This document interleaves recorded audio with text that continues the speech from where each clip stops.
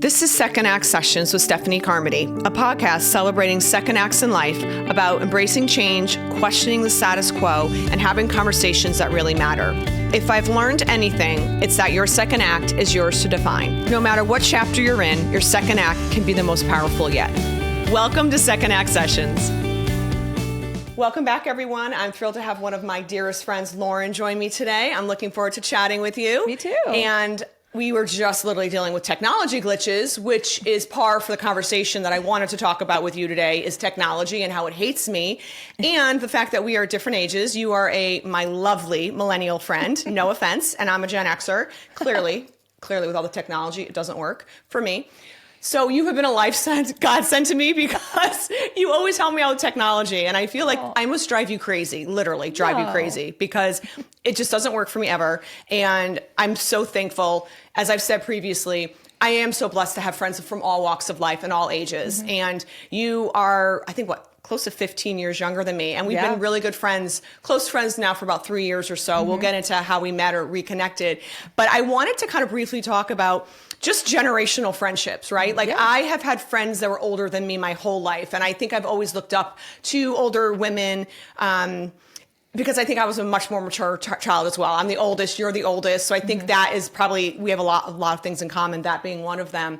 But I love to hear sort of your friendships. And I think you mentioned you do have friends that are older. I'm not the only one, but I'd love to hear from your perspective, like what it's like having an older friend. Like I said, I know I'm annoying because I annoy myself, truly. And I try not to be, but I just love to kind of get your thoughts on that in general, like just having friends of different ages, primarily maybe some older friends like myself. Yeah, well, ultimately, you are definitely not the only older friend that I have, which is not a problem. But you definitely don't annoy me either, because at the same time, I think that's just what different friendships at different ages kind of do for you. And that's kind of like the point of it, right? Mm-hmm. I have some friends who are maybe 10 years younger than me, and they teach me new things all the time. But for my older friends, if you're not my age, then you are at least 10 to 15 years older than me. And that's been my entire life, whether that was in high school. I had friends who were 4 or 5 years older than me. There are some of my high school friends that I still talk to this day who are 6-7 years older than me, which is crazy so bad to think now, back then. But also, like I said a little while ago to you, I always worked in an environment where everybody was older than me, especially in my first big girl job, as I called it, because ultimately, everybody was at least 10 to 15 years older than me. They were well established in their careers. I've always been in a startup realm. And so my very first startup was where I was the baby, if you will. And I think the oldest person at that time was maybe 20 years older than me. Mm-hmm. And so it just really fostered this environment. I've always felt a little bit more mature than my age anyway. Right. And I joked that I was a 50-year-old in a 22-year-old body because even back then, because everybody around me was just so mature. And so it did teach me a lot, and it definitely from a professional sense, but that bled over into my personal life. Right. So if you weren't my age, you were definitely 10 to 15 years older than me at minimum. Right. And I'm laughing now because I look and I say, I'm a Gen Xer, you're a millennial. Yeah. My lovely millennial. Elder millennial. Elder millennial on the cuff. And then I actually have my good friend who is, I guess, technically Gen Z. Right. And she's in her mid to late 20s. Right. And she's lovely as well. And she's like, I look up to you so much. And I'm like, am I just that old? Or is that a compliment? No, trust me, I know. Yeah. But she's lovely. But I just think that's so funny. So I think as I get older, I become, I think, more nostalgic or sentimental. And I'm just really, in this chapter of my life, just celebrating my friendships, like I said, all ages, all walks of life. And you've been such a blessing to me, especially over these past 3 years. I feel like our relationship has truly been divinely orchestrated in a lot of ways, I think mutually for both of us. I want to talk about how we met, because we met through a friend of mine at work, a colleague, Rachel, who ends up as your cousin. Yeah. And I worked with you because as I was planning her wedding during my event planning days, I connected with you because you were doing a lot of the artwork and the graphics and invitations. And so we would connect and just make sure everything would sync up and whatnot. But at the time you were in Florida. So I was like, oh, that's great. And, not thinking anything of it. Went to the wedding. We hung out, had a great time. Cut to a few years later, I saw you on social and you posted something about Connecticut. I was like, wait, what? You're in Connecticut? You're like a half hour away from me. And I was like, what? And so that was really lovely. And then we arranged to get together. And the ironic thing is that, as I mentioned, Divinely Guided, is I had just broken up with my ex. And so I was really just, falling apart, emotionally, spiritually. It was just not a great period for me. And I do think that you came into my life really when I needed, a really just great friend to be there for me. And so that has been, over the past 3 years, I think you and I have both been on the journey of healing, whether it's emotional, physical, spiritual. And I think that has been such a blessing to me. And I wanted to kind of get your thoughts on when we first met, because I think when I connected with you in person, that was such a low point in my life. What I saw in you was my 33-year-old self at the time. Like I remember that feeling. And what happened in my life was at that age, I was getting married and I left my whole life. Everything, like the trajectory of my life really changed. I left New York. I left my job. I had, a really accomplished job in PR. I was a senior vice president at my PR firm. Like everything that I strived for and wanted to accomplish, I had. And it felt like in a blink of an eye, it was kind of taken away from me. I mean, obviously it was my decision as well to move and buy a home and get settled in suburbia. But seeing you at that stage of full of life and focusing on your career and just, living life at large. And here I was, kind of now grappling with this new stage of my life, like coming to an end of my marriage. And then I just think that was so great for me in particular to have someone like you in my life at that time. So I kind of want, like, what were your thoughts? Like when we first met, we sat, I remember we ate at the Italian restaurant in Middletown. It was so good. It was so delicious. We were both digging into the garlic nuts. It was so delicious. I want them now. I think at the time when we met at that stage, you're right. We did reconnect on social media. I think I had seen you comment on a different post as well. So like you were definitely always there. We were always keeping in touch because at that point, I believe the wedding had happened maybe 7 years prior. Was it 7 years? 7 or 8, maybe 6 or 7 years prior, at least.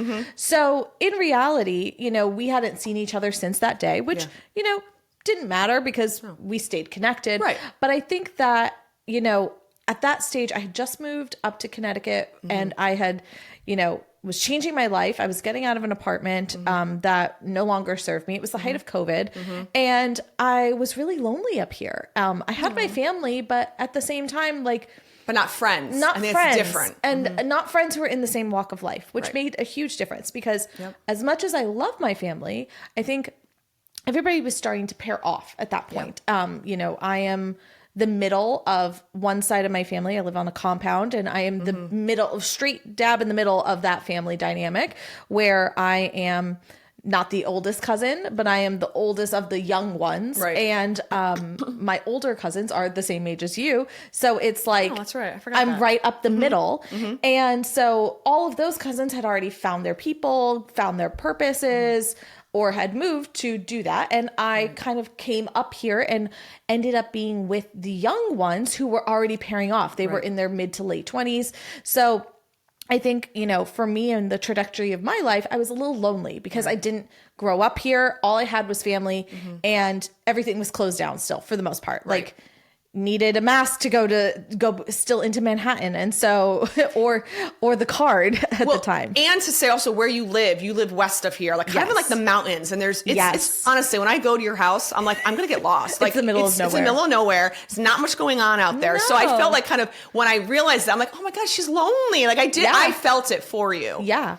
So I think that like us connecting was a great time because it really helped me acclimate. You taught me, different places to go around here. Like where, for me, I was the girl who knew where to go eat the best happy hour and like what was the best Mexican restaurant in the area. And you're like, I got you. I know what to do. Right. And so at that point, I didn't know anything about even just like how the boroughs worked, how everything. The roads. I remember you saying the roads were so different than Florida.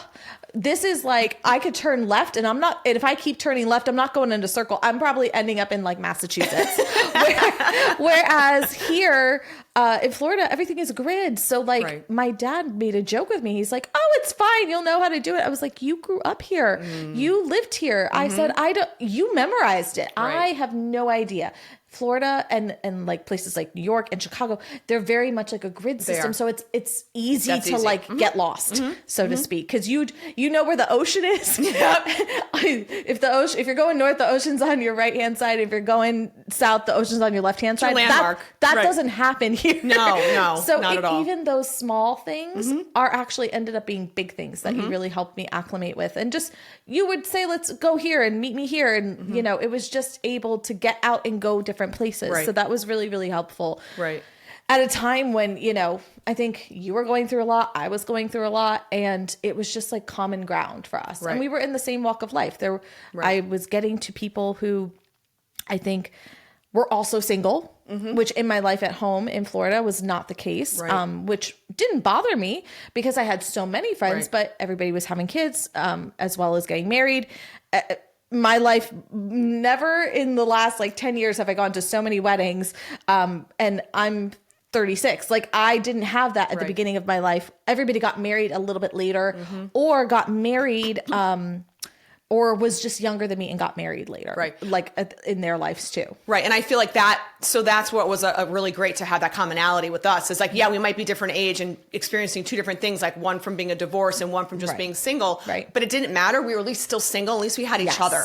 And like, I think when we connected, that we would just do things like go to dinner. We went to the ocean house. We just kept doing things. We traveled, we went to the city. And like, for me, I see how it was great to have someone like you who was so outgoing. And I had lost that. Like I had lost so much of myself and my personality, that it was great to slowly see it coming back. Like I remember being like almost nervous when we went to Brooklyn one time, and it felt foreign to me. It was the oddest thing that I can't even quite articulate. And I was a mover and shaker. I was in Manhattan since I graduated college. So I'm a New Yorker. And like, it was just so foreign to me, but it was so great that I had you, to kind of help me come out of my shell. And like, we even traveled to Italy together, and I was there for like 2 weeks. We had the best time. But that was even hard for me too, traveling like on my own per se without my partner, right? I had you there, but by myself, and even like during the day traveling and seeing the sights by myself if you're working. And that it's healing and it's great. And it was so helpful for me, but it was just great, like I said, to have someone that was at least kind of along the lines of just a being single path right now, you know? And so that I think has also made my journey less lonely. And I think to that point, I was always a yes friend. Like if you want to go to Pilates and you want to try Pilates, I'm going to say yes. I knew that I was that friend, but I think you were also that friend because, for instance, when we went to Brooklyn that time, I asked you like the night before, I was like, hey, would you mind coming with me? And you said, absolutely. So like in the same regard, as scared as you were also the yes friend back. And so we complement each other well, I felt. And so in that sense, you know, you never let on that was how you were feeling at the time.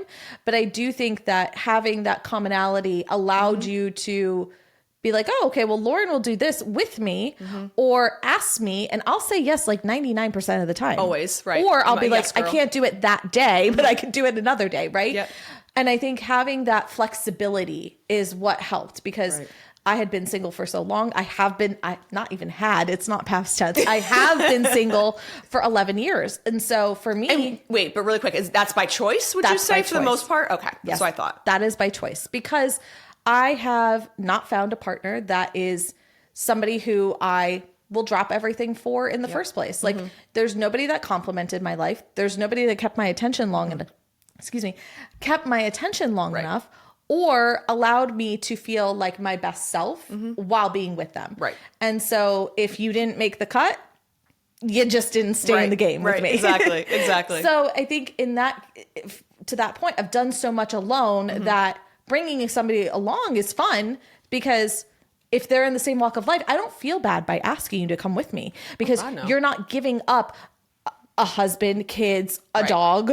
I have so much freedom now, as so much freedom. And that's why we really complement each other. And like I said, age doesn't matter, but I'm just always kind of like shocked by like like I said, I know I'm annoying and like, I don't ever mean to be. But I'm so blessed. Like I just see like throughout my life that I even spoke about this previously that, friends come and go. Yes. And I just see how like maybe some other ones were ripped out of my life intentionally. They were not meant to be there. But then, in my belief, God always provides. And I really do feel like he connected us. And I think we really needed each other, Absolutely. in more ways than one. Right. Absolutely. So I think that's been such a blessing. It has been. So, but I wanted to talk a little bit more about, because like I said, we have a lot in common.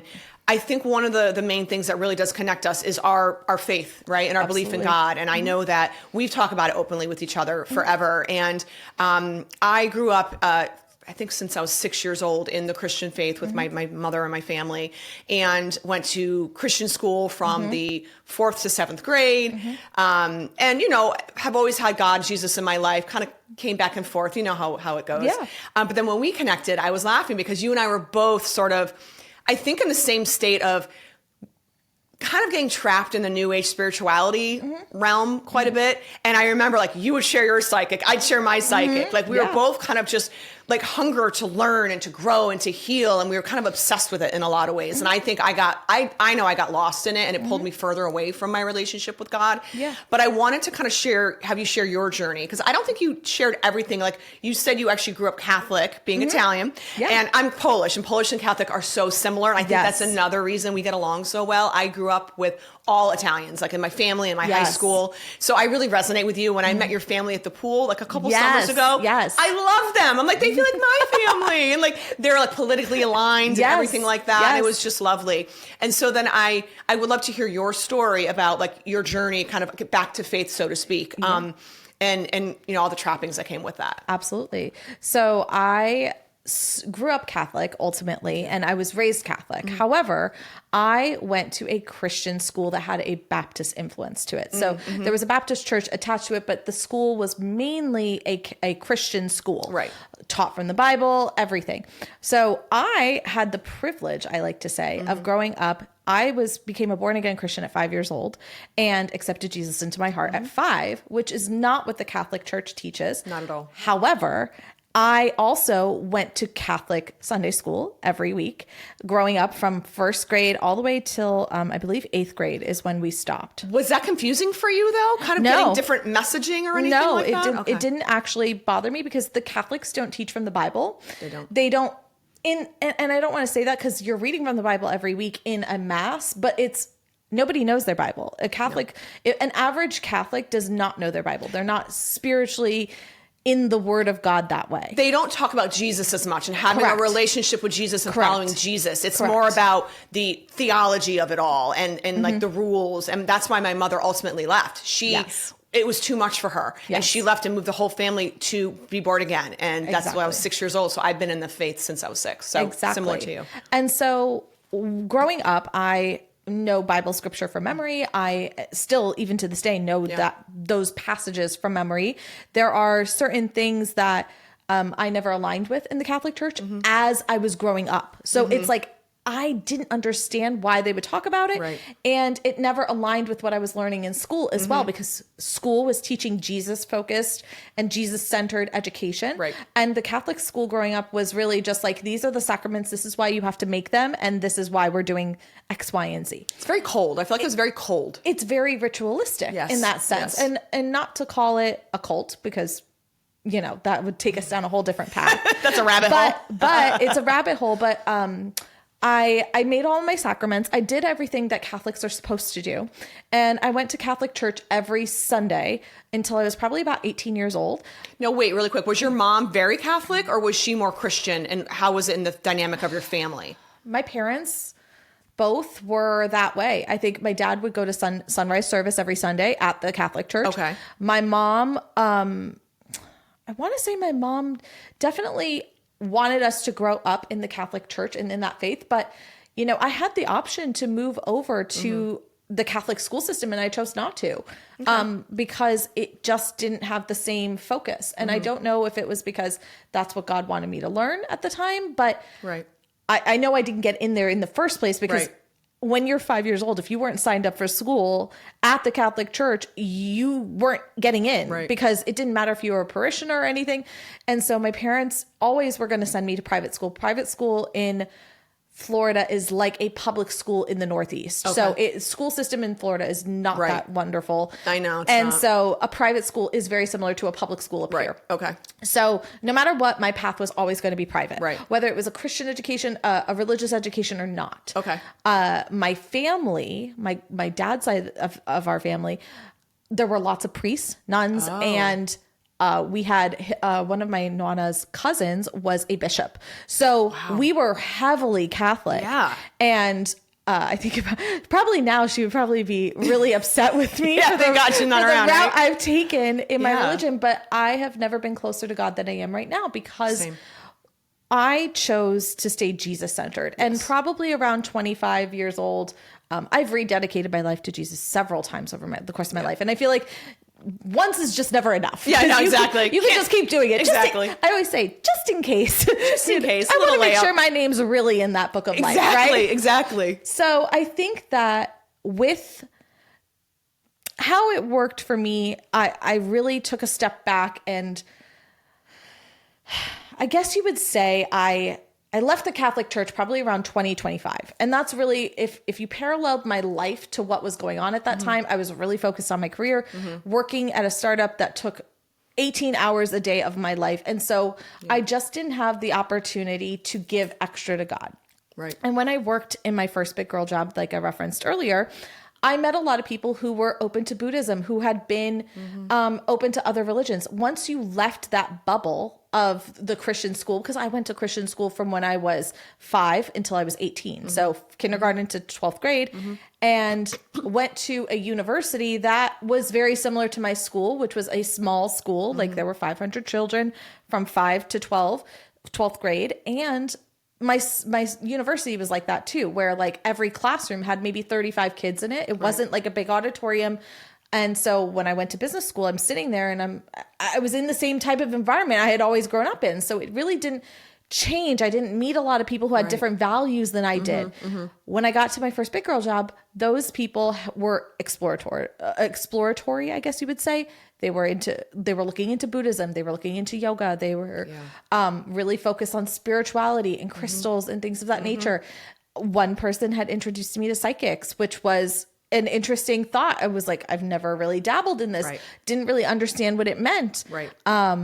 Or that it's, literally in the Bible says not to. Yes. But yes. if you're not, if you aren't reading the Bible all the time or don't understand or remember it, and, life pulls you away so many times, you don't know that it's wrong. And then it's very deceptive, and you kind of get pulled into it. And before you know, you're like way far down this road of, oh my God, it's exactly. insane. And you don't know what you don't know. And that's the part that they didn't teach us in school. Those are the parts they didn't dive into. And I wish prepare you for or prevent you from falling into that. Correct. And I wish they had done that because nobody ever talked about it.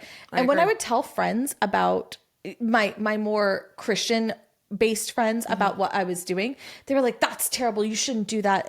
But nobody ever explained why. Exactly. So realistically, it took me all the way. And I was seeing a psychic twice a year from the time I was 22, probably till the time I was 35. And would go and do other types of situations. I had had my chakras realigned. I had full on mediums, and they were never the same person. They were always different people. Right. The one that I had seen religiously, no pun intended, from 22 until 35 was the same woman twice a year. The woman I know, right? Yes. Okay. Always spoke to her, and she was right about a lot of it. Yeah. And that's the problem. That's not that they weren't right, but for me. But when you know why they're right, and it has a different meaning and who they're really talking to. Correct. Exactly. And these aren't prophets. Prophets different. Prophets are in the Bible. Correct. And I'm not disparaging this, whoever is into spirituality. Like, I think everyone's on their own journey, of course. I think just for us, we've kind of come full circle. Absolutely. Absolutely. Because for me, I had come away from the Catholic Church. I had left the Catholic Church when I was 25. And then and I don't say that officially. It's just I stopped going to church. Right. And then I was introduced to my church in Miami through my best friend, Victoria, who had sent me a link. And she was like, you have to try this church. Right. And it was in the height of COVID, which I had gone to the church right before COVID had hit. Right. Okay. But ultimately, she's like, just watch the link. And And this is, what's the name of the church again? It's called VU Church in Miami. Right. I remember him because I watched the pastor. He had a reality show years ago. That's how I knew when you mentioned it. I was like, I know him. Yes, exactly. So they created VU Church about 10 years ago. I think it's their 10-year anniversary this year. Oh, that's great. And I had been going since 2019. I watched online, and especially in the height of COVID, nobody could get together. No, I know. So that was horrible too, though, that they did that. So terrible. Don't get me started on that. That's another rabbit hole. No. But in reality, watching online is what brought me back to my faith, and so centered with Jesus at the center. Yes. And I realized from that point on, like, there was nothing else keeping me from knowing Jesus more and understanding the purpose God had for my life. Right. And my faith was not rooted in Catholicism in any way, shape, or form. It was always Jesus focused. So if I ever refer to Which my is faith, a Christian, like that's what Jesus said, Correct. follow me. It's not a religion, it's a relationship. Correct. Exactly. That's a big difference. So I chose to, if I refer to myself now, I refer to myself as non-denominational because there is no denomination that I align with. If you want to put a denomination on it, it's Pentecostal at that point. But that's just a type of speech, not a type of way to live. But you wouldn't just call yourself a Christian? Because I just say I'm a Christian. Or I'll say a born again Christian. I've said non-denominational Christian because even Baptists call themselves Christians. And not to say that that's anything different. I just don't align with the Baptist viewpoint. I think a lot of Catholics even call themselves Christian. And they are not Christian in my viewpoint. I think some of them are Christian depending on how I used to call myself a Christian Catholic before. Right. Now I've really just called myself a non-denominational Christian because I don't have a denomination. Right. I don't align with it. I believe in the capital C church and that's it. And ultimately Jesus is the way, the truth, and the life. And that's where I focus. So then back to when we met, because I know for a few years that we've been together, it's been like, what, almost 4 years now? Yeah, I feel absolutely. Like we both were for that duration until maybe about a year ago into, like I said, the New Age spirituality. I went down the rabbit hole with that, as did you, as I mentioned that. But I wanted to ask you, because I think you did have a pivotal moment when I think God got a hold of you. And I wanted you to share that. I think, was that what happened in Italy? Yes. Because I wanted you to share that because I have a similar story to tell. Absolutely. But I wanted to kind of hear that part of your journey. Absolutely. So I think with the way that I went to Italy was definitely a God moment. I had prepped for 15 or 18 months beforehand to go on this, I call it adult study abroad. Yeah. And so I said, you know what? I have no kids, no partner, and I'm not responsible for anything other than my business. Right. Which you can do anywhere because you have your own business, you work from home, so you can do that anywhere. Exactly. So I said, let me go to Italy. And everybody had come to Italy to visit me. You included, my family had come. And I think when everybody left, I was the most alone I've ever been. And don't get me wrong, I was so excited to be in Italy. But you were very scared. I feel like scared. That was very, very scary for you. Scary. To travel alone. Wasn't that part of it? Not even travel alone, just be actually alone. Nobody's around. I can't call anybody. I have to make friends all over again. It's like moving to a new city that even though I was only there for 3 months, I still had to make new friends, meet new people. You had to acclimate. Exactly. And so when I was there, it was when everybody had left, nobody was around, and I was... You were stressed with work too. I feel like work was very stressful. It was a very stressful period for you work-wise. Absolutely. In addition to everything else you were dealing with emotionally. But then this is a part where I think you mentioned where God sort of kind of got your attention. I was sleeping at this point. And I thought my sleep was so erratic there because I was working nights to be awake with everybody who was living days here. And so sometimes I would sleep until 10, 11 a.m. and then go out and enjoy the city and then come back by 4 o'clock to do it all over again. Do all my work stuff. So ultimately I'm laying down and I it's really bright in this apartment that I had if the window is up where I was sleeping, and I'm hearing the bells ring every day at 12 p.m. Loved it. And all of a sudden I'm hearing the bells at 9 a.m. because that's also attached to a school in my area. And I hear Psalm 25, like a voice telling me Psalm 25. Wow. And I'm thinking to myself, what? Wait a minute. Okay. What is this? But I'm dreaming. So I also don't think anything of it. Right. The voice comes back, Psalm 25. I'm like, okay. Well, Did again, you look up Psalm 25? Did you I know did what Psalm after. 25 was? Because I have such a bad memory. I'd be like, I have no I'll idea. tell you what that it is. But it happened 3 times. So again, God, Mm-hmm. the spiritual numbers 3 times. Yep. The first 2 times I'm in a stupor of sleep, so I don't really pay attention. The third time I'm definitely awake and I hear somebody say Psalm Right. 25. And Right. I actually looked around like, who is around me? Freak me out. Freaked me out. Oh, yeah. I go and I happen to have the Bible app on my iPad that I brought with me. I didn't actually bring a Bible with me, which the second time I go to Italy, I do bring a Bible with me. But the first time I look up Psalm 25, I'm like, what the heck is this going to say? Right. It says, in you, Lord my God, I put my trust. Which is what I know you were so First sentence. struggling with from like a financial standpoint Yeah. too. That's really beautiful. And it just hit me. Wow. I said, oh my goodness. Okay. I hear you, Lord, loud and clear. Yeah.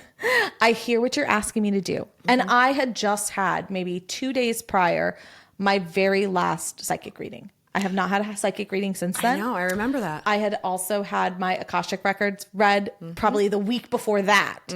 So what ended up happening was you had introduced me to the person for the Akashic records. I had them read and I was like, I didn't love what she had said. I listened, but I was like, you know what? This is not where I've ever gotten my information from. Let me talk to my psychic. Right. And when I talked to my psychic, all of a sudden, it didn't feel like it had always felt. I didn't feel like I had gotten the closure I had wanted or the answers that I was looking for. And God literally said to me, you have to trust me. Yes. 100%. You have to trust me and what I'm going to put in your life. And that kind of sprung the journey of everything. I stopped immediately. That was last year or was that 2 years ago now? It was 2023. So it was around October, November 2023. Okay. Yeah, that's right. That's when we were there. Yeah. So that is when I stopped it all. And I said, okay, we're going to stop cold turkey, everything. Yep. And Get right with God. get right with God. And so I started the Bible in a Year app at the time.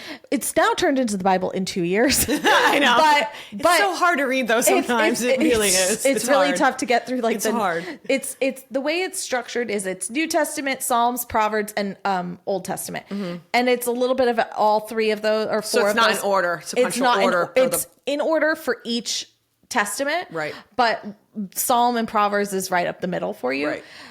I said, I'm going to be devout now. I'm really going to make sure Jesus is the message. And not that because VU is my home church and I follow whatever collection we were talking about. It's not that those didn't hit before, they hit even more now. Right. And because you got rid of all the other noise, right? From the wanting to know and we want to know our future. We want to know what ends up. Like we just want, and we can't, like none of us can understand. Only God knows. Exactly. And so we just are always striving for that information and that knowledge. And when you realize what New Age spirituality is, what it really means, it's very dark. Absolutely. And they're actually speaking with the demons that have been around you your whole life, who know you to a T, and are telling that person everything about you. Absolutely. So it's not good. And No. they're almost trying to keep you more trapped and stuck in whatever situation you are. And that's what I found happened with me. Like I just sort of got deeper and deeper in it and further away from God. Yes. And when I came home, I had told you all of this. To an extent, I probably maybe I'm embellishing a little bit more than even when our conversations are happening because we're talking so fast usually. Right. And I'm interrupting you all the time. It's both ways. It's the ADHD in us. Yes, it is. We got to talk about that too. But at the end of the day, I came home and I told you, and slowly but surely, I think after I had told you, not that I said, look, this is what I'm doing. Yes. Yep. I remember that. I never said anything to you. I never condemned you. If you wanted to keep doing it and keep putting your faith into it, I was like, whatever you want, Steph. Right. I'm here to support you. Yep. I'm not here to condemn your choices. I'm here to help support them. And slowly but surely, you had then opened up to me and said the same thing. You I were was going like 6 through. months behind you, I feel like, in a lot of ways. And I saw in what you were going through is that I saw God was doing the same for me. And it was so beautiful. So for me, it was, we came back end of 2023. 2024 was like a pivotal year for me. I feel like I grew so much that year and evolved. And it was towards the latter part of 2024, I think, when God literally smacked me in the face. And because I was like going back and forth, like kind of justifying, like, well, no, I believe this, but then I can also do this and that's okay. And like justifying it. And you can't have one foot in, one foot out. It doesn't work that way. And so it was, what was it, August or September, when there were all those really horrible storms in North Carolina and then Florida, like Milton and what was the other one? I forgot the name. For whatever reason, that devastated me. I don't know what happened. It was all over TikTok at the time when TikTok was good, and they changed the algorithm and now it's crap. But it was during that time where I was just so immersed in it. I was like following all these beautiful people on TikTok, and we were all like, every day everyone's checking in on them. How are you doing? And then seeing the devastation in North Carolina. I was just, I don't know what it was. It just really touched me. And around that same time, that same week where I was really grappling with that, I was praying and praying for everyone in these areas. Like I almost drove down there because I wanted to help out so badly. Like I literally almost got my whole family, we donated money, we donated food, supplies. Like I just felt compelled to help into whatever capacity I could. But then around that same week, as I was grappling with that and then really kind of getting closer and back with Jesus, so to speak, I came across my pastor, who I love, Philip Anthony Mitchell. He's a Black pastor out of Atlanta. I mean, we could not be more different at all, except that he's from Queens, I believe. So he's like a New Yorker. I so didn't realize that. His personality really resonates with me. Like he's very like in your face. He calls it like it is. The first video I ever saw from him was on Instagram, I think, or TikTok. He was preaching about the world today. You can tell he's very awake like us and knows what's going on. He sees the evil. He sees through the veil. I see the spiritual warfare, as do you. He was like going on and on about, you people are so lost. You don't get it. The church is corrupt. You're not paying attention. You're not speaking up. You're not fighting back. You're all too busy with your mediums and your psychics and this. And he yells, it's demonic. He literally was yelling it. And it was literally what I needed, because I can be very stubborn and headstrong, and it smacked me in the face, and I knew that was God reaching me through Philip Anthony Mitchell. And to this day, I watch him every week. I have my local pastor who I love at a church I've been going to off and on for years, but it's a different type of church. His church is very much, I don't know, contemporary, modern, He's a charismatic speaker. He is. He's so powerful. Speaker. And that's when I finally was like, okay, loud and clear. I heard you loud and clear. I'm done with all of this. Haven't gone back. Don't watch any more psychics, tarot readings, any of that. I haven't reached out to, and I've met so many amazing, wonderful people who are, who are psychics and mediums who are truly my friends. I will never have another reading. I will never grapple or get involved in that ever again. And like ever since then, I've been like getting closer and closer on my journey. And I have had so much more healing since then. It's just been amazing. And I think it's just so beautiful to see how God works in both of our lives. And it's just great that we had that similarity and could support each other through it. And so that was really eye-opening for me, like this past year. And then even this year now with everything I'm doing, even though I'm petrified, he's just showing me he always provides. Trust in him. And then the verse that kept coming to me, because I've always be like, well, what's true? What's real? But is this right? And where does it say that in the Bible? And I love to question things and understand and research. And I'd be like, where does it say that? And I just wanted to know for myself. And everything that he kept telling me was, I am the way, the truth, and the life.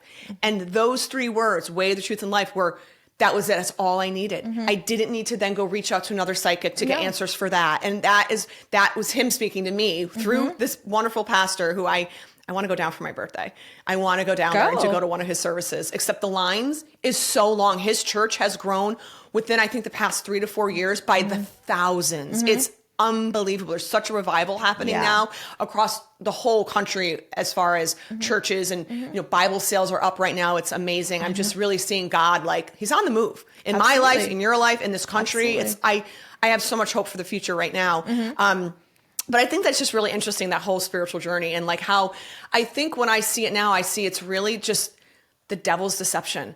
Absolutely. All the new age spirituality is deception. Everyone's like, oh, I'm going to manifest this. And I'm like, oh God, people, they don't get it. And it's so, it's great in one way, because maybe if that does get you to God, fine. But what I think happens is the devil just kind of tricks you and keeps you stuck in this and keeps you away from Jesus. So you're still not following Jesus. You're still not following the Bible. Right.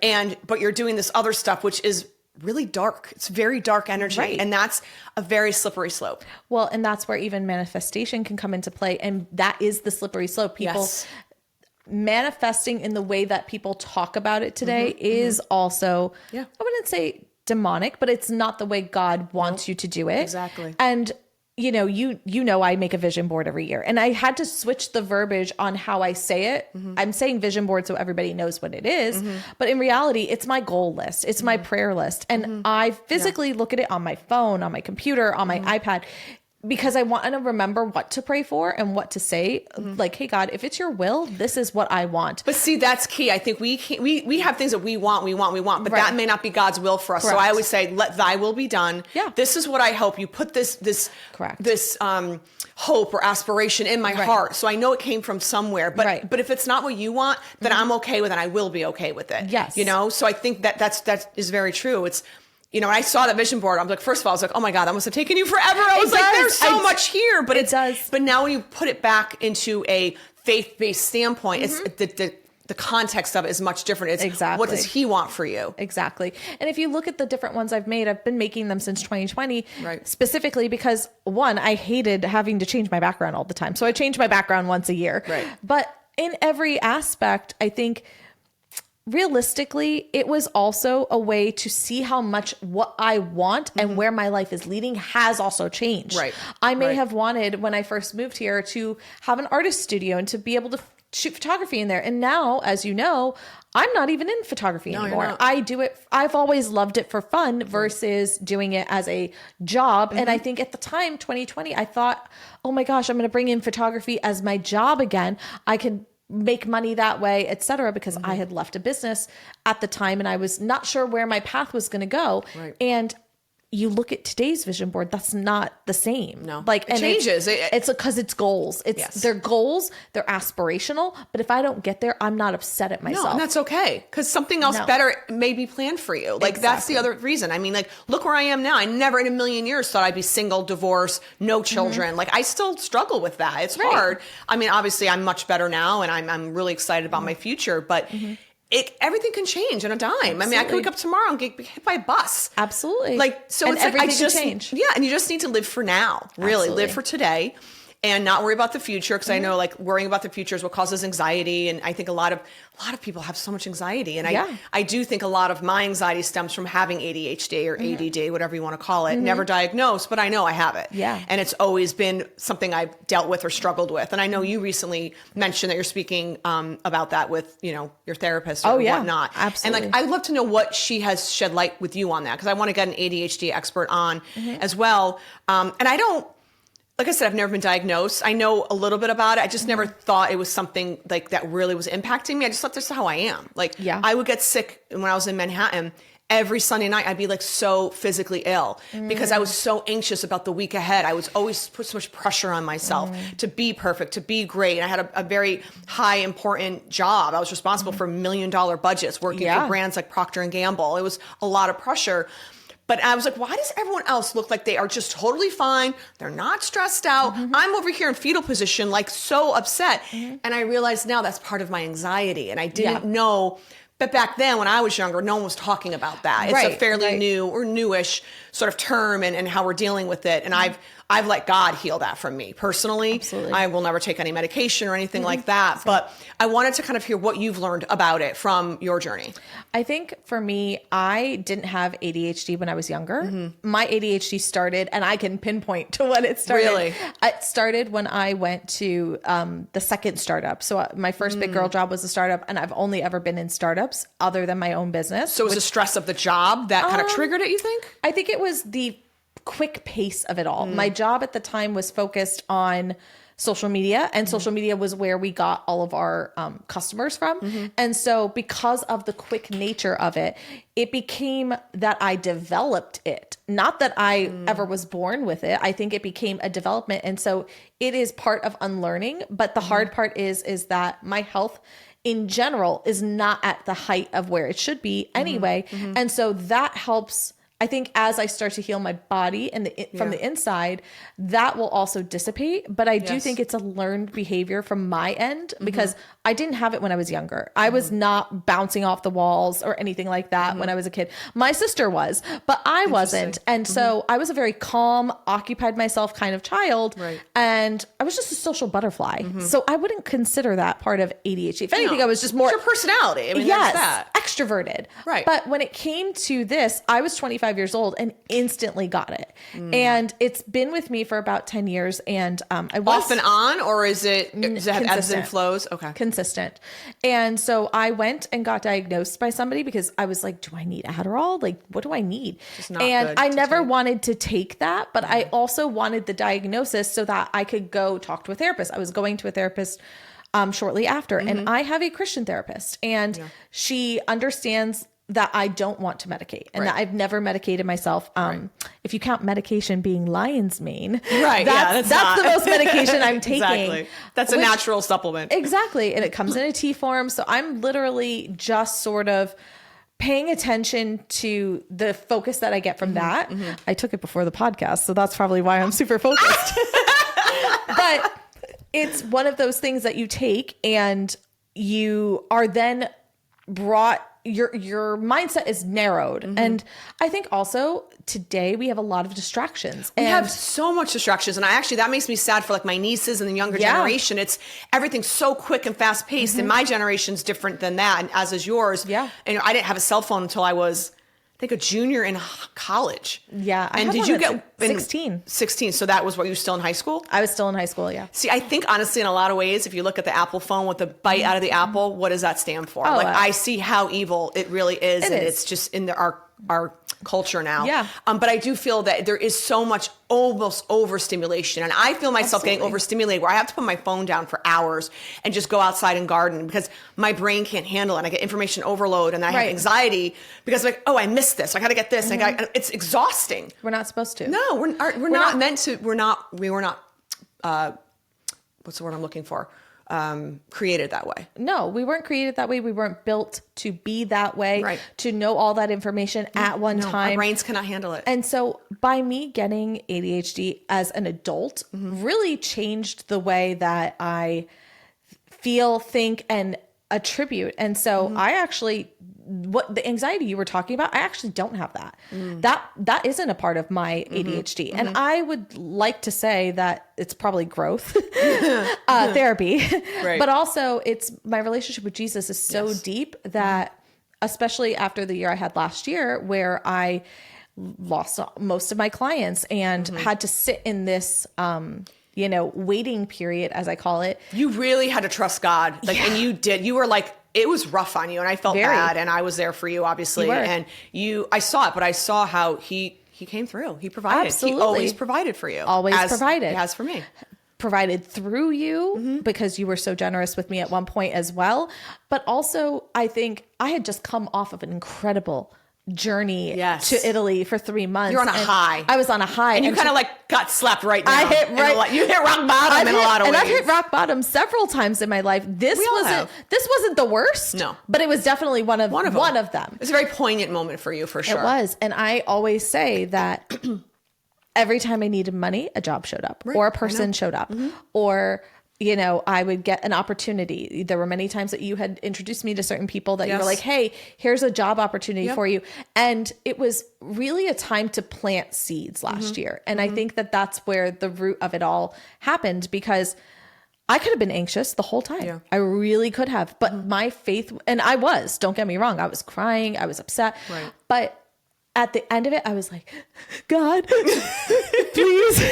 Like help me. I know you provide, but it was the ultimate test of how. And even now I'm dealing with a few things that are rather difficult in my business that I'm like, Lord, it's up to you. Right. I am not. You can't control it. I'm not. You have to let go and let God. And that's why I'm not anxious. Which is hard because we are human. Yeah. Right? And it's our nature to doubt and to worry. Like for me, it's more of like a financial, like, oh my gosh, this podcast needs to eventually be lucrative. And then what if Right. it's not? And then, oh my God. And I'm like, I can't even think like that because I will lose it, like Right. truly. And so I just have to keep trusting in God that he will provide for all my needs, Correct. not just financially. It's one day at a time. And Absolutely. And as I read the Bible more and more, it's manna was rained down from heaven every single day. Yes. I was just reading the same passage. It Yes. was our daily bread, Yes. not our weekly bread, not our monthly bread, not our Nope. yearly bread. It's daily Nope. bread because God wants us to come back to him every single day. Absolutely. To make sure that we are in communion with Right. him in that way. And let him provide for you versus you Exactly. trying to do it and control it yourself. Exactly. Which I think all of us do, because I'm very OCD, oldest, type A personality. I got this, I can do it, boom, boom, boom, boom. I don't need anyone's help. I'm like the leader, right? Exactly. But it's very humbling. I've been very humbled over this past year or so of just really letting go, letting God, saying it and practicing it and believing it. And it's hard, don't get me wrong. It is. And like I said, every day is different. I can wake up one day feeling great. Next day I'm like, oh my God, what am I going to do? I'm going to be single forever. I'm never going to find the love of my life. And your brain can go into 1,000 Absolutely. different dark places. And I'd Absolutely. have to like rein it in and say, no, regroup.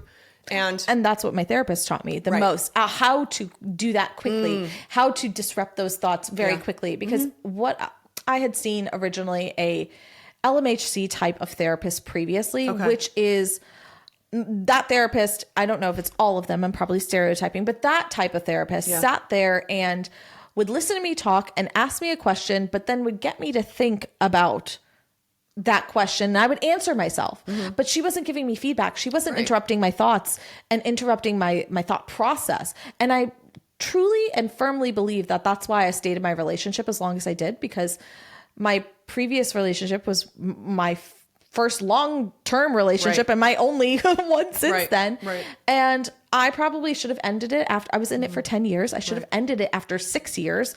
And I stayed in it probably 4 years longer just because I couldn't get there with her. And whereas this therapist, I think, one, she's a Christian, so that helps. that helps. Absolutely. Absolutely. But two, she's a behavioral, she's well-versed in behavioral and cognitive, CBT? I don't know. Cognitive behavioral. It's CBT. CBT is Cognitive cognitive behavioral therapy. Yes, that is what she is. She's Yes. a cognitive behavioral therapist. And ultimately, she's interrupting my thoughts. Yes. She's interrupting me immediately. She's like, It's a different form of therapy, for it's sure. a great form of I like therapy. it. And honestly, where I've seen the most growth in myself, even over the last 3 years, I joke with her all the time. I'm like, we really go for it. There is no, how do I explain it? There is no precedence with us. I am not afraid to tell her anything. I am not ashamed of anything I do tell her. Right. And anything, like, she might have an opinion on me, but at the same time, I make it very clear, I don't care what you think anymore. Or I'm interested to hear, because she's also older. Oh, right. I hear what she's saying as somebody who has gone through it, who's seen a lot from experience. And that's what I feel like sometimes I'll see you do something and in my head, I'm like, oh, she doesn't know it yet. She's just young. And I can't tell you or do it because you have to experience it on your own. I'm like, oh, she'll understand one day. You know what I mean? So that's where I see the difference. You might see the same with me. Like, oh my God, this girl, she sounds like an old crotchety lady. You know what I mean? I don't so I think just that. feel like that is like, interesting to kind of experience. Absolutely. And that's where I think the ADHD can bring all of these thoughts to us Yes. Yep. quickly. But they're not our thoughts. I think a lot of time they're the evil one's thoughts, maybe, I've told tricking you before that my pastor has said, not every thought that comes into your head is yours. Nope. It's either yours, the devil's, or God's. Yes. And so you have to use discernment. You have to have discernment. And so there's 100%. a lot of times there I realize, oh my goodness, this is where I don't think, these are God's thoughts. No. Yep. There have been times though that God's literally, I've heard him say, I'm with you, my child. And I've freaked out. I was staring at the fireplace one night and I was reading a book and all of a sudden, like, this comes over me and I hear it and I'm like, holy hell, like, what is that? It was so shocking that I put my book straight down. You're like, well, it was jarring, right? I'm alone in the house Right. too. I was not with anybody. Right. So for the fact that I had heard his voice, I was like, okay. But I think that's interesting because I feel like you hear his voice and it's very strong for you. He speaks to me differently. His is like a quiet whisper. It's in like the back, deep in my gut. And I know it's there and I try to ignore it sometimes. Yeah. And that's how he speaks to me. And also he speaks to me through social media. Whenever I go on, there's always a message that I was either grappling with or struggling with or questioning. And it's always right there. It could be a meme. It could be a video. It could be, he just speaks to me. I feel like he meets you where you are, right? And wherever that is, he will get a hold of you. Absolutely. And that's sort of where I've seen him work in my life. Because I am online a lot because I'm always scrolling. You are. I love it. Like, and it's not healthy, don't get me wrong, but I'm just kind of obsessed. And I feel like also because my generation didn't have the cell phone for a lot longer. So I think even with my sisters and I, like, we just enjoy it. Like, not that we don't know how to socialize. And that's where I think it's a problem for younger generations. They don't know how to communicate and socialize. We don't have that. So for me, it's kind of like a little luxury. You know what I mean? Like a little treat. Although like I said, I need to take breaks. But so I wanted to go back to your career because we've been talking about that a little bit and what you're doing and how you were able to kind of work, in Italy. Because I think it's for your age, it's so impressive that you have your own business. Oh, thank you. And, I think even my Carmela, my good friend, is like so impressed by you. I'm like, I'm like, good for her. It's great. So I wanted to share about that and kind of how maybe that journey has been for you and where you are now, because I think it's just so impressive what you do. Oh, thank you. Well, I think that for my journey was not a straight and narrow one, like most people's are not. But I think for me, I never really knew what I wanted to do. I just knew I had an industry that I loved. But I also think you were a very creative person, always have been. Yes. I mean, I think that's how I see Thank you. So I feel like you are a creative type. Yes. So maybe you didn't know what you were going to do, but it'd be in the creative realm. Correct. Right? Exactly. And so I always knew I loved fashion. I always knew I loved design, but I didn't know at one point, I think I was 14 and I said to my parents, I was like, I want to go to school to be a costume designer. And NYU had the Tisch program that had this costume design program. And I was like, oh my God, this is so cool. My mom was a seamstress, as her hobby growing up. Right. And the Italians, they always know how to sew. We're very fashionable people anyway. So it was something that was ingrained. So I was like, well, I know how to sew. And I was working at Joann Fabrics at the time. Oh, okay. So I had worked there starting at 16, but at 14, I was looking into the program and I saw what it entailed. And I said, but I really just don't sketch. I don't sketch like these designers do. Yeah. I wanted to be a fashion designer when I was even younger. I don't sketch. I don't sew my own clothes. I'm not doing what they're asking people to do. And then my dad was like, well, Lauren, you should really be an engineer. You'll make. You were so not an engineer. Oh my God. I don't have that thought process, No. But he's like, you would make your way as a woman, as a young person, but you could pave your own path. And I got to UM because UM is where What's UM? UM is University of Miami, which is near where I lived. So I could go home on the weekends if I wanted to. Wait, is that where you went to college? University of No, Miami? I went to Nova Southeastern University. Okay. So UM was around the corner and they had this open house day. And I go and my dad is super excited. We're going to the engineering side. And mind you, your dad's an engineer. My dad is a civil engineer. That by saying her dad's an engineer. My dad is a civil engineer. So hence why he would love for his daughter to become an engineer. Yes, exactly. And it was something that we could bond on. Right. Well, I was like, Dad, maybe I'll be an architectural engineer because it's like architectures make things pretty. Engineers make sure they work. Right. So I get to the class and I get to the auditorium at UM and I'm sitting there and I'm like, I can't understand this professor. I can't understand the professor. He was Asian, had a very thick accent. I could not understand him at all. Yeah. I get to the classroom, which is about 30 people, small classrooms at that time even. Right. Because UM is a private school. So I'm sitting there and they're getting super excited about building a concrete boat. Oh, yeah, that sounds right up your alley. And I turned to my dad afterwards on the way home and I said, Dad, I'm so sorry. I can't be an architectural engineer. I am not excited about building a concrete boat because my dad lit up like a Christmas tree when they said that. I believe it. 100%. He was so excited. He was like, this is so much fun. And I said, no way. Not for me. So I didn't get into my dream school or anything like that. And I didn't know where I wanted to go. Mm-hmm. So I got into Nova Southeastern University. They'd given me tons of scholarships. And I said, the only thing here is a business program. My parents were like, when in doubt, get a business degree. Right.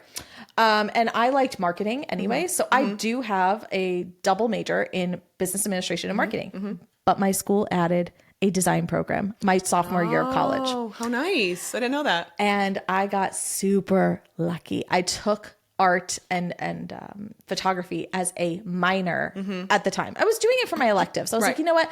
I want to make my electives meaningful. Let me do something fun. Well, when they added it, I got very friendly with my college professor in photography. And she says, you know, you should really switch programs. I was too far in though, because the way my school had set everything up at the time, you were able to double dip your credits. So I got a double major without doing any extra work. Oh, nice. And I was able to finish school a year early because the way they scheduled everything, I could take up to 6 classes at a time, which allowed me to take 4 8-week classes and 2 16-week classes. Okay. So I was able to do the major so much faster. So I had this whole extra year, but the state was giving me a whole nother year's worth of money.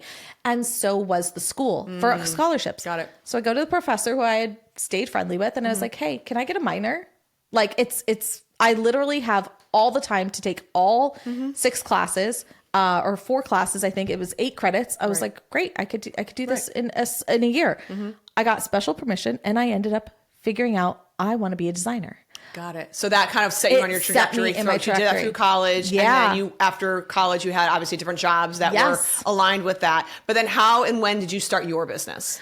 I started my business because the last startup I had been at before creating my business, I had just been burnt out. I was, I was so burnt out that I quit.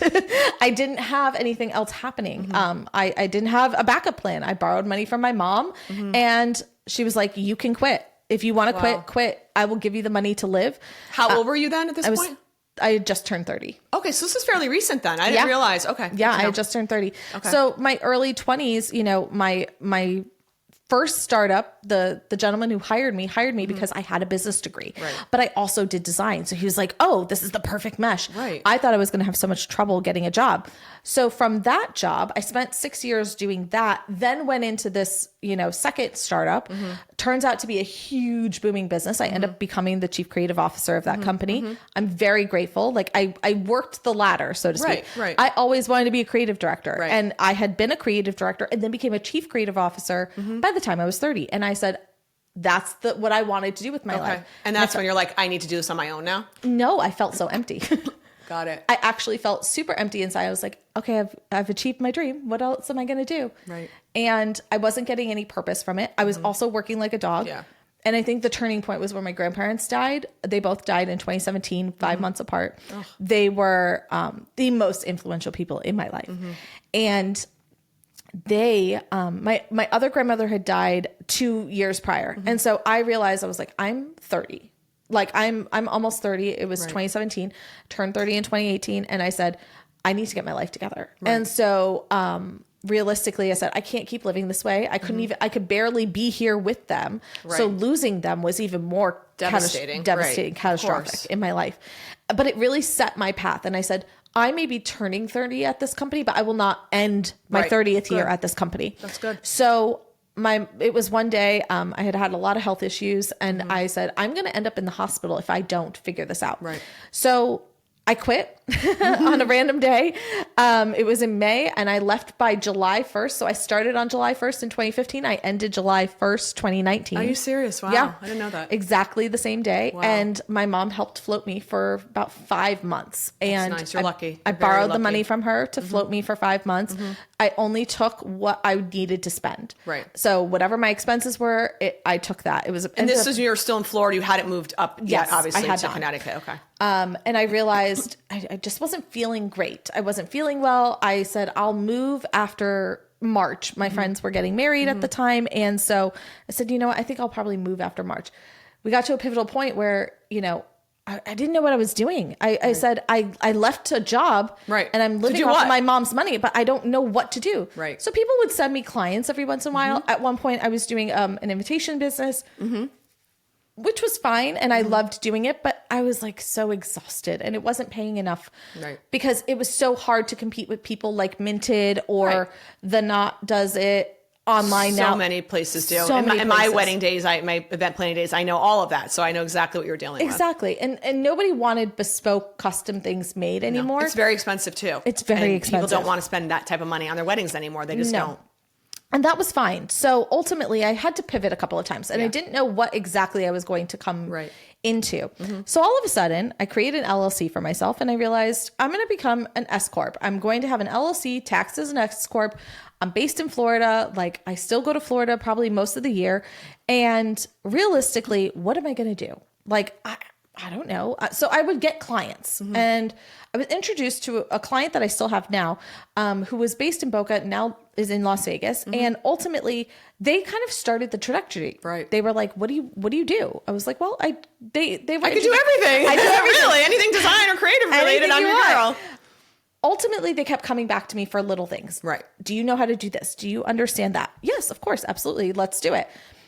It started with t-shirts. Right. Like, do you know how to design t-shirts? Yeah, of course. I've been doing it for the last 7 years. Of course I could design. It's easy for you, right? I could design them. I can source them, whatever you want. Right. And then it turned into, hey, do you know how to manage a website? Yes, I do. Hey, do you know how to do this social media thing? Yeah, of course. So it's a sort of evolution through that one client that then it kind of brought your company to life, so to speak. Exactly. So realistically, it started that. And then COVID hits. I'm stuck in Connecticut. I don't know people. So I'm re-sowing my seeds again professionally up here, meeting everybody I possibly can. And I get connected to somebody who's like, well, do you have an LLC? I said, yeah, of course I do. Would you like to work for our co-op? It's a creative co-op. I was like, what the hell is that? I don't understand. Right. They're like, it's just a group of creatives that work under this one branch name and we hire out to you. Right. I was making so much money doing that. And I didn't know that was like a possibility. I could be home. I was in Boston at one point. Yeah. I was all over the world. And as long as I attended the meetings and got the work done, nobody cared. And I said, where has this been my entire life? Right. That's such a blessing. And we were working with big companies. We were working with PwC, Discover, Bartleby, which was part of Barnes and Noble at one point. I mean, I was working with large companies. Everything I had always wanted to do. Citibank or something like that, or some sort of bank I thought as well. Was that part of that? I might have. I can't remember. I feel like you mentioned something. I can't remember at the moment. But yes, I was working with big clients. So big brands. It was the first time in my life that I had been finally catapulting myself. Like I had been a chief creative officer and I thought, wow, this is weird. Right. But once I got there, I was like, wait a minute, I could do this on my own too. So I started gathering, and they allowed you to work with other clients because you still had your own business. Right. So as I started getting a little bit more familiar with this company, in particular that I was working for their co-op, I started gathering my own clients and really cultivating what I was good at. Right. I was great at product development. I understood the process from concept to launch is what they call it. Right. So I was able to create the product, source it, do the whole supply chain, and then market it on the other side of it as well. So I was doing that with some of the clients, but then I also had this side where I was like consulting people and telling them how to do it. Right. If you don't want to hire me, you can hire me for a small fee and I will tell you exactly how to do it, and you could go find your own people to do it. Or try to do it yourself even if you have the means. Right. Absolutely. I don't have to do it for you, but I could tell you how to do it and point you in the right direction. Product development was always my biggest thing. But then on the other side of it, I was really good at understanding a brand from start to finish. Right. And really understanding what do you need from a logo standpoint to a website standpoint? How does it look? How does it feel? What am I supposed to evoke? Right. And so I became known as this person who was like, oh, you need a brand? Lauren's got it. Right. And I was so thankful that people thought that way. But now, today, I've really developed it into what I call a design firm. I hated the word agency, so I rebranded it. I'm a design firm, and I now have people coming to me who want all those same things, but I choose whether I take it on or not. Right. I've really started to focus on no longer taking social media clients. I really don't want to. I don't like it. Right. I am somebody who's been on social media since it started. Yep. I've hit the boom of social media. I don't enjoy it. No. I don't enjoy it in the same way that I used to. And I do it for work. And you joke with me all the time. You're like, Lauren, why are you posting that from 2 months ago, 3 months ago? Because I just I don't even need it in real time anymore. Right. I'm happy to share my life. I don't mind who knows what I'm doing. Right. But at the same time, I don't feel that need. So I've stopped taking those types of clients. I really take the clients who need to create a clothing line or want to create more a substantial new sort of work. I feel like that you can really dig your teeth into it and bring it from inception to the end result. Absolutely. Which obviously must be so much more rewarding. Oh, yes. It's more rewarding, but I also started taking on clients who have established brands. Right. And you know which ones they are. They're pretty big brands at this point. Yep. And I take on those clients and I'm just refining their tools that they have, Right. or the things that they want to promote to the world within their brand. And I'm trying to do it in my way, which is a very particular, like, we call it pixel perfect kind of way. So realistically, that's kind of what my life has been like lately. And I think, you know, we've had a lot of parallels between our businesses in the past, but even the evolution of when I reconnected with you and when you had stopped doing events, to me, even no longer doing events either, because you knew a couple of years ago I did an event and I was like, Steph, how do I do a run of day? Run of show. Yeah. Run of show. Like, could you send me your outline? Cause I got to send it to the client, but I've never had to do that because in the event world that I was somebody's second, right? I never had to run the events. Right. And so I've even come out of that. I'm like, that's a young person's job. I'm not into Well, why it. do you think I'm not doing event planning anymore? I mean, I did it all through my career in PR, but that was like an event here and there, right? And I've worked with major brands, every celebrity you can think of. I've done high-end events, and I love the event. And so for me, as you mentioned, sort of like having different chapters or different seasons, when I moved here after I had gotten married, I unfortunately lost my job in New York because they weren't doing any remote working. So I was very devastating for me. And then it was similar to you. I didn't know what I was going to do. I was like, what am I going to do? And thankfully I financially didn't have to rush. You know, my ex was, you know, very well off and it was fine, but I was just trying to find myself. And then I do miss the events. I hate PR. I'm over PR. I can't stand it. I cannot get on board with that anymore because I've just detached from the matrix so much that I'm just not part of this world a lot anymore. But I miss the event aspect. And everyone's like, well, why don't you just start your own event planning company? And it just, people kept saying that to me over and over. And it finally resonated. I was like, oh, well, maybe why don't I? So I did. So I ended up planning like my sister's wedding and I did like a couple bridal shows and then started my own business. And I loved it. But I did that for a few years. It's not overly lucrative because you kill yourself working crazy amount of hours for nothing. And like, you know, I'm getting older. I'm standing on my feet all day, my back, my knees.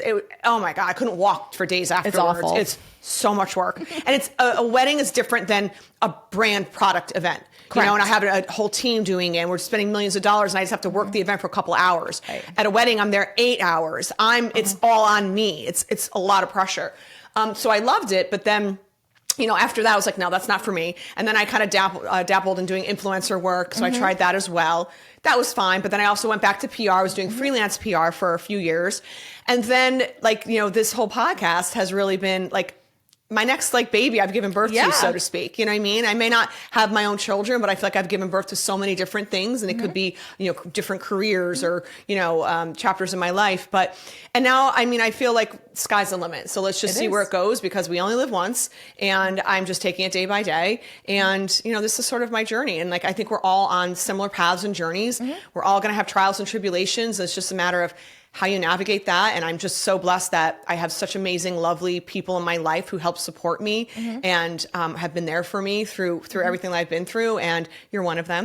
So I just think it's great that we're able to talk about so many different things, like I said, especially our faith. And I think that's just so lovely. And I don't think I've had that in many friends my whole life. Like maybe back in like, although I reconnected with a good friend who I went to the Christian Academy with. Oh, how wonderful. So we connected on Insta or social somehow. She's in Florida. My friend Jen, I told you about. Yes. And so we've connected and that's been so lovely because it's like I haven't seen her since the 7th grade. Wow. And we met, I was down in Miami a few years ago, as you remember, and we connected and we got together and it's just so lovely. So I see a lot of things coming into my life like full circle, you know, friends and things like that. And it's just so lovely. Absolutely. So anyways, all right, well, thanks so much. I'll have to have you on again. Of course. And we'll have more chats anytime. about some other topics, I'm sure. And I'm really proud of you and everything Thank you've you. accomplished in your career. I'm so excited for you in this tearing next up. chapter. Don't cry. I'm so excited for you in this next chapter because you've been talking about this for so many years. It's like 3+ years. Since You've I've heard known me. you. I know. And you've always wanted to do it and you've always wanted to sort of do it with somebody, but at the same time, I think you're just as incredible on your own and you have